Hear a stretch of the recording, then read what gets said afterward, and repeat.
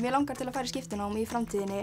HÍ er með yfir 400 skóla sem að maður getur valið úr.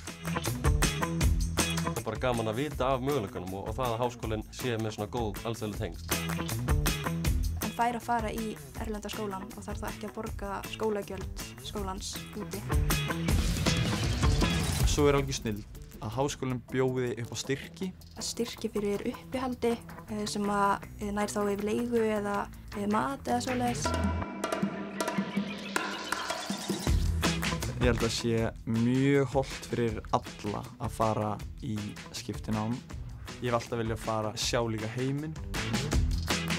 Það er sérstaklega mikilvægt að kynnast öðrum menningarheimum og ólíkri menningu og fagna fjölbreytileikanum.